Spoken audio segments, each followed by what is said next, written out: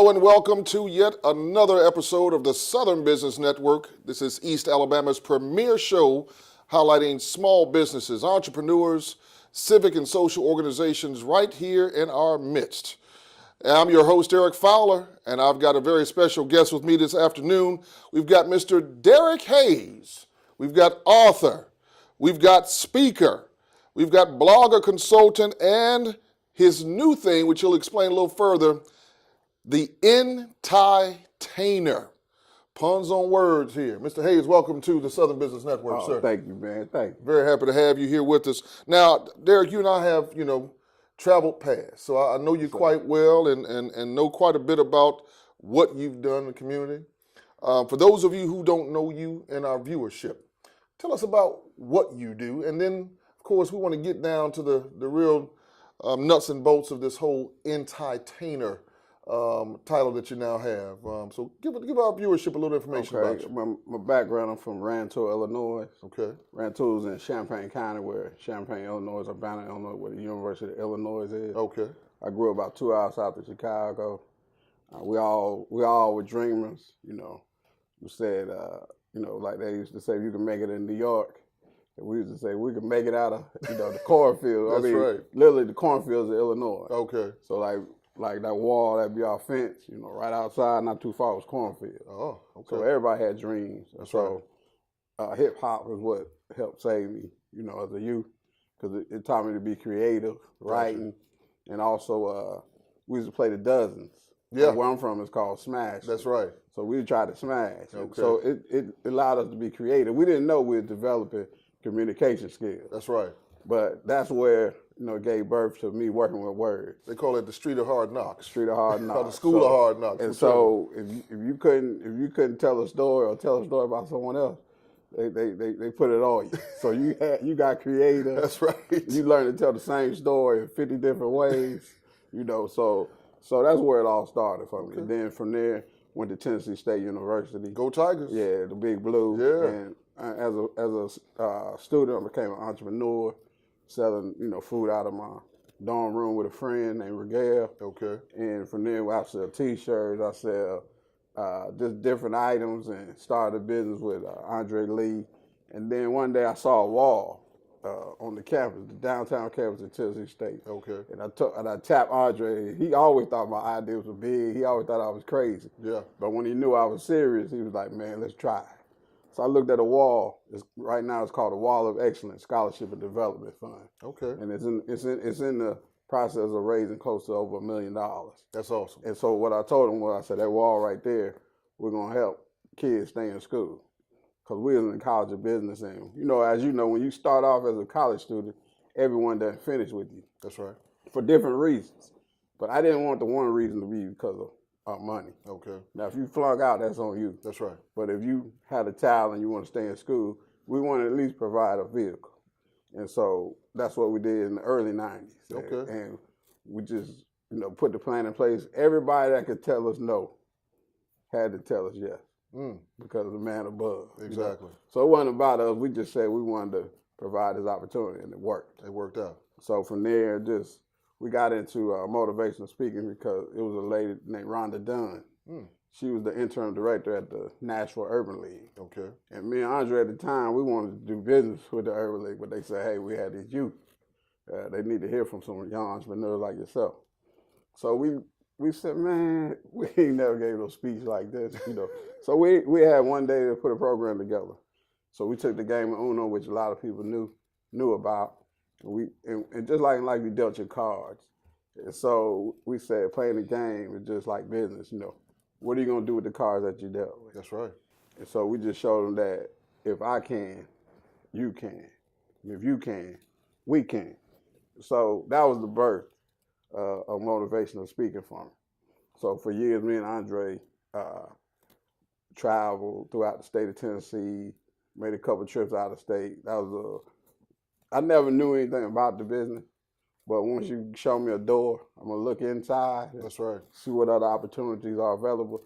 And so from there, just, when the government they had a young entrepreneurship program, and the government said, hey, we want you to come out here. We like your information. That was before computers. That was before cell phones. Oh yeah, that was the real hard times. Yeah, Right, where they had to call you at the house. You had to be at the house to get the call. That's right. Right, and so they said, "Hey, do you want to fly? You want us to fly you out here? Or you want to ride the bus?"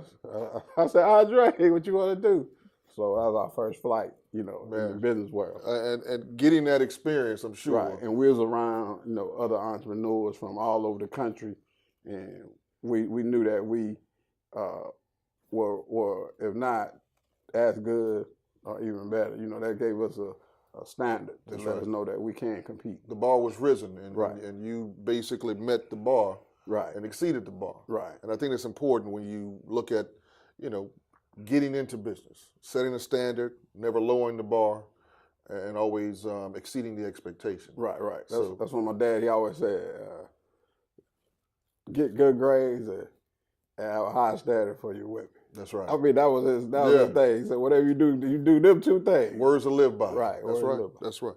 Well, I've noticed here that you are self-proclaimed, and also I've heard it saying it in many mouths of others in our community that you are the #1 encouragement speaker.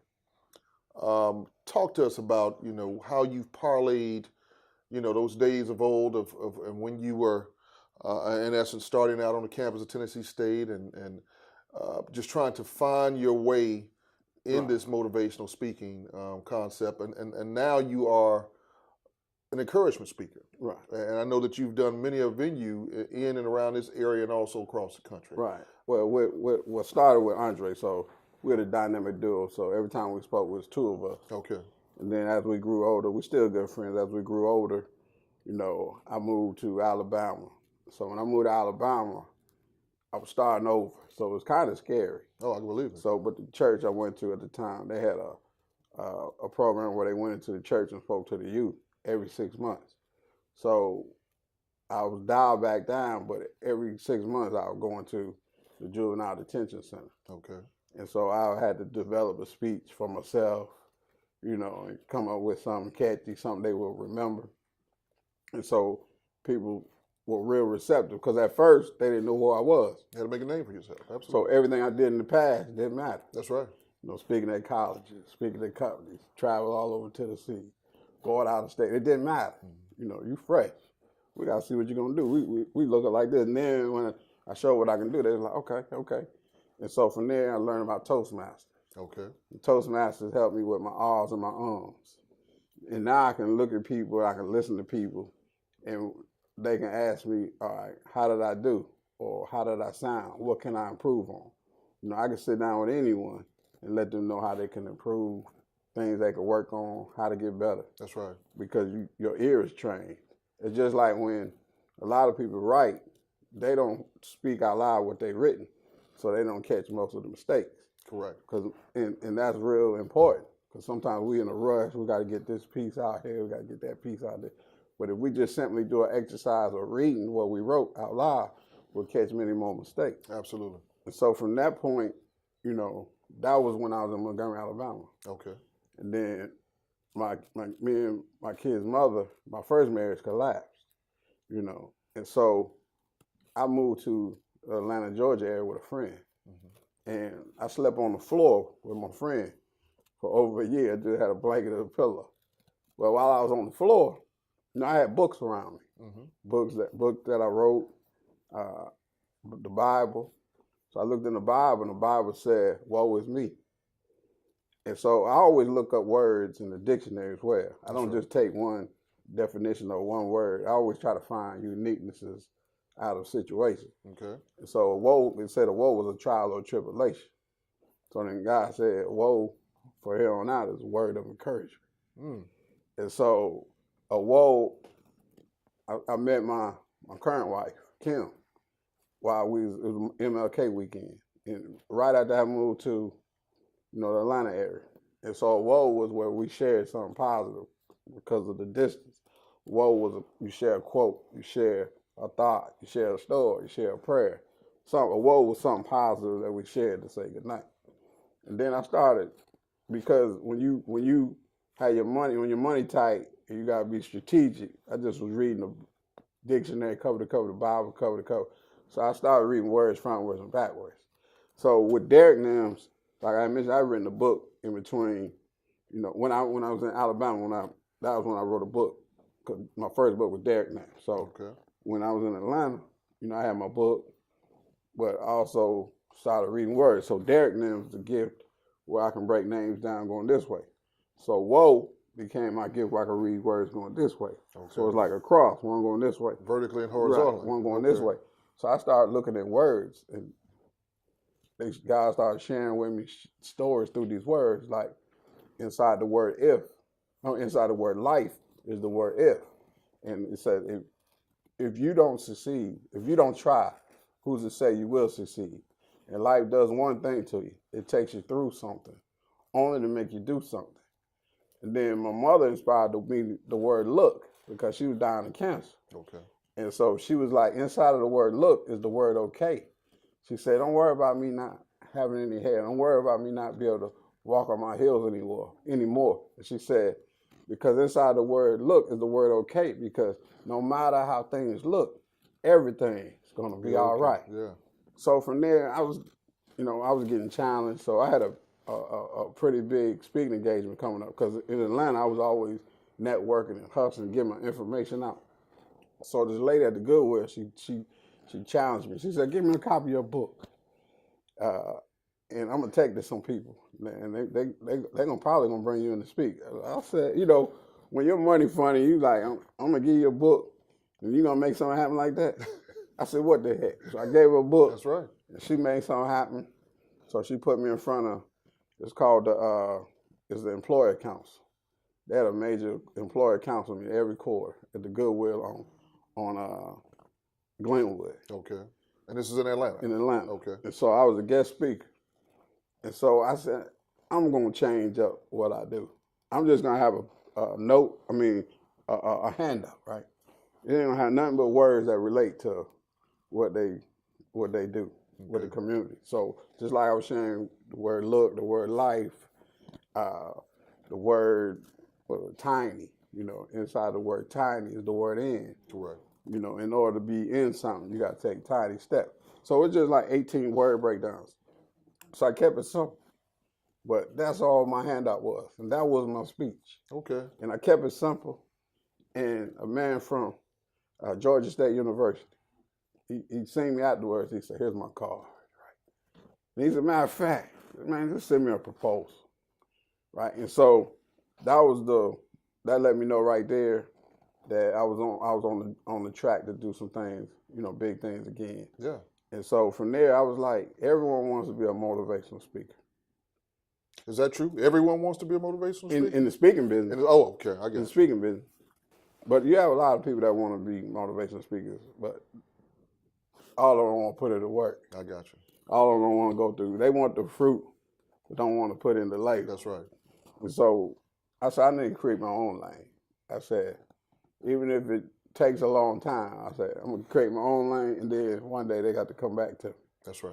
So that was my plan. So so when the internet started becoming hot, I was looking for domain names, and I already did encouragement, word of encouragement, and Derrick names. Everything was positive. So I just said, let me go with encouragement speaker. And that name was available, so that's why I started calling myself. I already had the brand for Derrick names. You know, encouragement speaker was natural. And so no one had that lane, so it was easy for people to say I was number one, encouragement speaker. 'Cause I was the first one to use it. No matter how many times after this, you'll see people out there with encouragement speaker. You'll see people with different models, different brands. You know, I was the first one out there, and you can find my work. You know, God's blessed me, man. You know, like my brother, they rocket scientists. You know, and they say, Derrick, why do they keep bringing you in to speak? It's not like you're a rocket scientist. I said, you know what? I said, but God, all he wants me to do is to give people science. That's right. That can help them rock. There you go. Yeah. There you go. Now, I want to touch back on your Derrick names. And right before the show, I presented to you some Derrick names that you gave me many years ago. Right. And just to show you how effective these things are, I keep them on my mirror in my bedroom. And I constantly remind myself of what you gave me many years ago. And I'll share it with our viewership here. These are basically, when he talks about Derrick Nims, they're just basically this postcard of information. Yeah. And I did not get these at the same time in which he presented them to me. It was done over a period of time, maybe a couple of years, in fact. And the first one that he did for me was specifically my first name, Eric. And he puts in here the E stands for elevate, the R for righteous, the I for individuals, and the C for constantly. Elevate righteous individuals constantly. And then maybe a few years later, you gave me one again where the E stands for empowering, the R stands for reading, the I inspires, and the C championships. Empowering reading inspires championships. Yeah. So these have consistently stayed with me throughout the course of time back many years when you and I met. And it was just, the irony, and now, you've gone on and you're continuing to grow in your craft and continuing to do some great things. And I just thank you for, the Derrick Nims you presented me. Derrick Nims came about because someone told me I was going to write a book. I didn't grow up with any authors. So I never grew up knowing the English language that well. Okay. I just was, like I write poetry, do this and that. But, when somebody break down parts of speech and different things like that, that's not my forte. But someone said I was going to write a book, so I remember we had these acronyms and stuff like that. So I said, let me see what I can do. And I just started playing with words, and I just said, I put my name in it. I like, if I don't do anything, I'm going to put my name in it. That's a brand. Yeah. I didn't know that was a brand at the time, so I just did acronyms.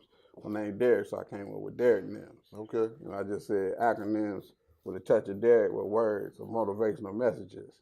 That's deep. And then from there, it was like God backed me up because I started telling people, I said, if I can't turn your name into a positive message within so many seconds, then you get my book for free.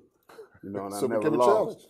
Yeah, and then it's like, then I found Proverbs 18:16 where it said, a man's gift make a room for him. That's right. And bring him before great men. So it's just different things, coming to me to support what I'm doing. So a lot of situations in my life, I made once I make the commitment, then I get the insight on why, I'm doing what I'm doing. Exactly. And we talk about the fact that you are an author, and you've talked about your book, Derrick Nims from A to Z. But something else caught my eye in your bio, and you have a book that's entitled "Grow the F Up." Yeah, grow the F up. What kind of give me a little insight on what that grow the F up. Well, the F is for forgiveness. Forgiveness. Yeah, a lot of us hold a lot of stuff on the inside. Okay. So we got to grow that up. We got to let it fester so we can move it out. Okay. A lot of us, killing each other, killing ourselves, not taking care of our bodies. And like, it could be something like, you may be mad at me, but I don't know why, or vice versa. Okay. A lot of times we hold forgiveness and unforgiveness, grudges. Yeah. So that's what it's all about. Just a play on words. Gotcha. So right now I still own the growthefup.com. Okay. So I'm not selling a book or anything, but I'm just holding on to it. When the moment's right, gotcha. I'm gonna make some moves. Because it's still a good domain name. Absolutely.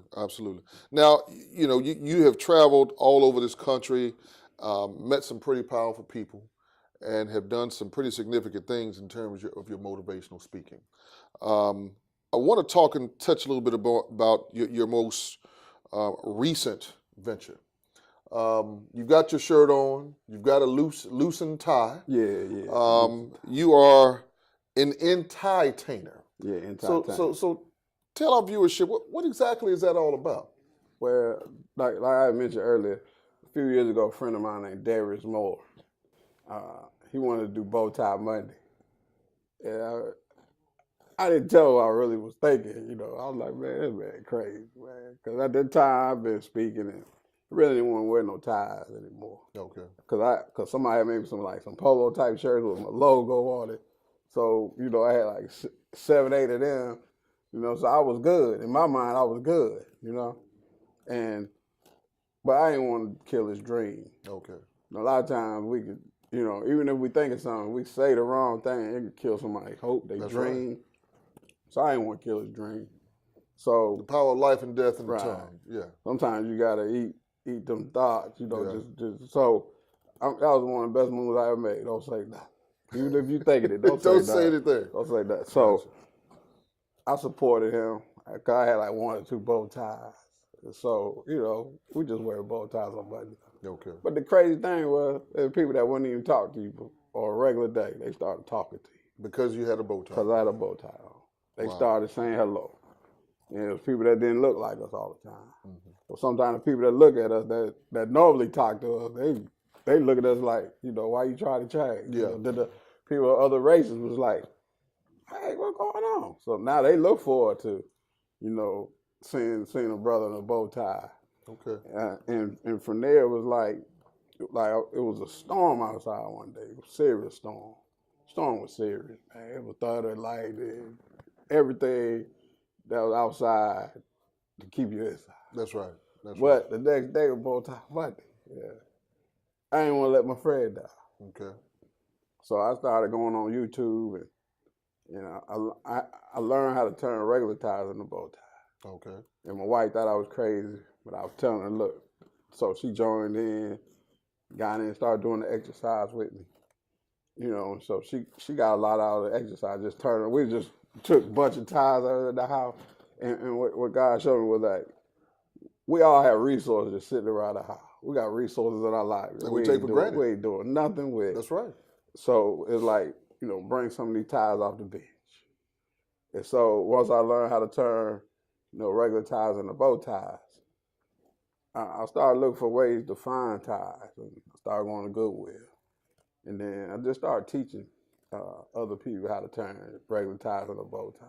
Mm-hmm. And then when I became a guest speaker at one of Goodwill's graduations, and they had heard my story, they presented me with a bag of ties. And so, it just kept growing from there. So even when I wasn't speaking, I just show people, how to tie ties, turn, it was really turning, most people want to know how to turn a regular tie into a bow tie. Correct. Because they want to rock the bow tie, but they got all these ties in their house. That's right. And so, over time. And who wants to really go out and spend money on a bow tie if they understand the art of changing a regular tie into a bow tie? And I even learned the Goodwill system. Like, when you go into the Goodwill, they have a color of the day. So if you go in the Goodwill and see a tie that you like, it's $2. But if it has the color of the day tag on it, it's $1. Is that right? Right. So it even gave me more opportunities to, like, a lot of people don't know it, but it'd be teams, like wrestling teams or Little League football teams. I have enough ties for everybody. Okay. So I don't just go teach them the skill. I bring ties for the guys. Gotcha. So I'm just trying to, leave. When I can, I try to leave an extra tool that they can work with. That's right. And so from there, it's just like, I just started over the last year now, I just started telling people I wanted to take motivation, stand-up encouragement where Kevin Hart took comedy. Okay.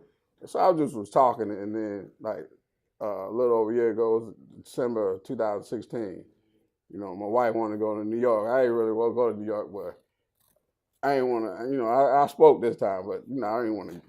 I didn't want to kill a dream. You didn't want to disappoint. Nah. So once I realized I was really going to New York, I was looking for a venue. So we found a small community venue. Okay. So that's where I did the Whoa Man show at Brooklyn, New York. Okay.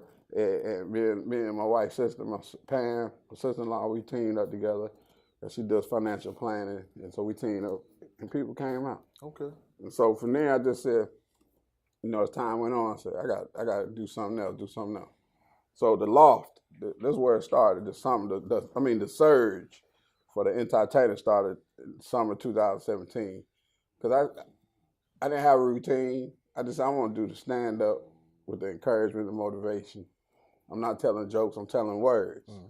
So I went to the loft. In Columbus? In Columbus. Okay, right there on Broadway. Right, and the loft said, you can't get on this stage. You're not well known. Your name's not big. You're not nationally known. They didn't ask for my resume. I got a resume. Thanks to God, I have a resume. That's I got right. credentials. Yeah. I don't just say this is what I've done to people. I just try to help people. That's right. So the law told me flat out no. They ain't even asked me was I any good, or they ain't asked me to showcase anything. But as I was going down the steps, this lady ran down the steps. As I was about to leave out, a little lady reminded me about the Spring Opera House and the No Shame Theater. She wrote it down on a piece of paper, No Shame Theater. And I said, oh, okay. Because I had helped a friend out years ago, and he was doing comedy. So I was like, let me see what's up with this. Because there's a reason she came down the steps to let me know. So from there. She was at Ram in the Bush. Yeah. So from there, I started going to, it's open mic night on Friday nights at the No Shame Theater at the Spring Opera House. Okay. One of the best moves I made, because the first time I went, I just did stand-up, encouragement. And the people in the audience loved it. And I thought to myself, I said, they love this, you know. And this is a different atmosphere. You on stage, it gave you a different look, you know, on what audiences are looking for. I said, it gave me an outlook of what I've been talking about. That's right. And so after that moment, I went home, and the guy was throwing these ideas at me. I was like, man, get out of here. You know, he's like, all right, take these 2 ties and do something with these 2 ties. And I thought he was crazy.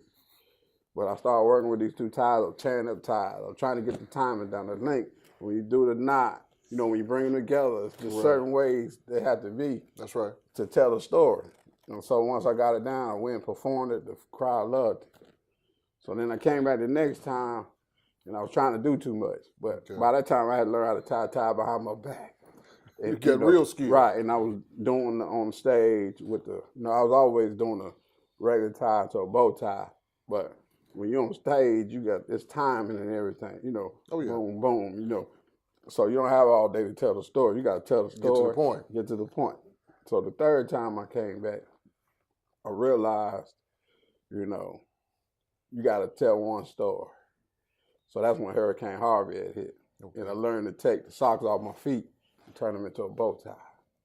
Literally taking socks off of your feet, right, and making a bow tie. In the store. Yes, sir. Oh, wow. So I tell the story about a man that wants to get to the other side. Okay. And he don't have a boat. Like in Houston, everybody have a boat. That's right. His car wouldn't work. It's still flood water. The water's going down, but he still got flood water. Mm-hmm. So he literally got to walk to get to the other side. But you know, if he can make it, that blessing is over there. That's right. And so he takes off his shoes and socks, rolls up his pant legs, puts the socks in the pocket, carries his shoes, walks through the water. When he gets to the other side, he has a rag in his other pocket, wipes his feet down, puts his pant leg down, puts his shoes back on, and goes in for the interview. When he gets in the interview, the man said, I'm glad that you're on time, but I can't hire you because you don't have a tie. Mm-hmm. And so he hits his pocket because he had put those socks in there, and he pulls them out. And the man tells him, if you don't do something with those socks, you got to go back out that door and kick rocks. So because I learned the concepts of tying a bow tie and 2 ties and different things like that, I was able to learn how to connect the socks into a tie and bring them together with the concept of doing a bow tie. So I did it live on stage. Mm. And so, you know, I went from being a tie, turn a regular tie into a bow tie, learn how to tie behind my back, you know, learn how to turn socks into, you know, bow ties live on stage. And then from there, I just started, you know, wanting to just speak and help out. So, and I started working at Shaw. I started speaking to teams, football team, basketball team. And so, God was showing me what stories to use, you know. And then when I was on paper, I was like, man, you know, I still want to, like I said, I want to take what I'm doing where Kevin Hart took took comedy. You want to do that, transcend that with motivation. Right, so it's like, you know, I want to be an entertainer, but I'm working with ties. So it just hit me with the word entertainer. So it just hit me. So I was like, I got to go with that. That's right. And then the blessing of being where I'm at was they have young men and young women in video production that do demos. Because I talked with an agent, and the agent said, you need a demo. So the young people did my demo, And see, I had entertainer. Then when they did my demo, they put world's best entertainer. The power of words. So if I wouldn't have had that entertainer there, they'd have never had world's best. That's right. So, and I even thought about one day, said, world's best, I want to go with world's greatest. But then I remember, they the one gave me. They gave you that. World's best. That's right. So when I send out my emails now, and when I'm sending it to the organization, I say, meet the world's best entertainer. Okay. And so I even done things so far with you got the big side and the little side, because I did the State of the Black Man event. Okay. So a lot of us not getting along, a lot of us fighting, killing each other. So I just talked about how the big side of the tie and the little side of the tie have differences. That's right. The big side is always out front, the little side behind with the support. So it's just finding ways to tell stories, because my purpose is of the entertainer is to tell stories through neckties to empower others to greatness. Okay. And then he showed me that. Then he brought me all the way back. Sometimes you got to get back to your first love. That's right. Even though I'm tying a tie behind my back, even though I'm tying two ties together, even though I'm taking my socks off my feet, sometimes you got to get back to the basics. That's right. And so I was in the mirror and he showed me, because different people tie even a regular tie differently. Oh, yeah. But he showed me how to take my concept of tying a tie and tell a story with it. Because when you're tying a tie, it's simple. It says, come around. Mm-hmm. Come around. Bring it up. And everything that goes up must come what? Down. Comes down, right? Slide it up, right? That look good. That's good. Slide it up, right? That is it. Do your job. Mm-hmm. And what? Never quit. That's right. So then he said, all right, you got that. Now take this insight of just tying a tie and take it and teach it. And apply it to life. And show people how they can apply it to life. That's right. Because what's positive about your show is you getting people to what? Come around. That's right. So when that show airs on television and they people are seeing what they can do, they can go to their other people and say, what? Come around. Yeah, yeah. And so I want others to build a rapport with young people so that if a young man's pants is down just a little bit, they can tell him what? Bring it up. Yeah, yeah. And then they see baby girl in the neighborhood and her skirt is a little too high. They can say, baby girl, bring it down. Bring it down. Because when we start seeing change and transformation, we say, that is it. Yeah, yeah. And we just want to tell the young people to stay in school, or if you're on your job, do your job and never quit. Yeah. And so it's just, the simple, inside of tying a tie, he showed me how I could take it and teach people not just tie, but how to change their community. That's right. That's powerful. Yeah. That's powerful. So that's what I'm doing, man. Just telling stories, using my Derrick names, like the reason I was speaking to a team, because like I tell people all the time, if I can get one person, if I can reach one person, that's my goal. That's right. So one day I spoke to a team, then the next day a young man named DeGarris, he was in the Kappa League locally. Okay. He saw me the next day. He said, hey man, will you come speak at our meet? And so that following Sunday, I was speaking at their meet. So just, in the Columbus area, I'm available, Columbus, Phoenix City, Fort Benning, because I've been places, man. Oh, you have? I made money, so if I don't have to go too far, I'm available. Absolutely. I tell people I'm available. If you need somebody to come out, entertain, empower, elevate, educate, I can do that. Showing them through the necktie. The necktie, man, I never seen nothing like it, be honest with you. Yeah. A lot of things I've seen, the young people are responding. That's what got me excited, because the young people are responding. Yeah, when especially this generation, especially that we call them the lost generation in so many ways. Right. And if they can see and take hold and buy into the vision, then why can't we as an older generation do the same? Right. So that's powerful, Derrick. That really is. A perfect segue into asking you to give our viewership, if they want to get in contact with you, what's the best way for them to reach out to you, to have you speak or provide some encouraging words of motivation? My phone number is 706-615-1662. That's 615-1662. You can Google me, Derrick Hayes, and my website, www.derrickhayes.com. That's DerrickHayes.com, or entertainer.com. That's ENTIETAINER.com. Fantastic. And you can, email info@derrickhayes.com. Like I said, you can Google me, Facebook, LinkedIn. You're there I'm on all the social media. There's no excuse not to get the juice. That's right. That's right. That's right. And like I mentioned earlier, I work in the school system. Okay. With autistic males that have behavior problems, autistic students that have behavior problems. So a lot of times people see me with Tyler and different things like that. So I can get them involved. Okay. Certainly. Certainly. I think that's so important. Vitally important. No, most definitely, important. man. Because have them living the best life. Yeah, just show them different things. Exposure. Man. Right. Yeah. That's what it's all about. Well, Derrick, I want to thank you for coming on the Southern Business Network. It has truly been a blessing to have you here. Okay. And we continue to wish you the very best in your works of what you're doing out here in the area. And don't be a stranger to us, because we definitely won't be a stranger to you. If you still would like to get your show or your organization, your civic or social organization, and your business right here on the Southern Business Network, you can contact me, Eric Fowler, your host. I can be reached by phone at 706-718-9752, or you can reach me by email at Fowler, that's FOWLER _enterprises, ENTERPRISES @yahoo.com.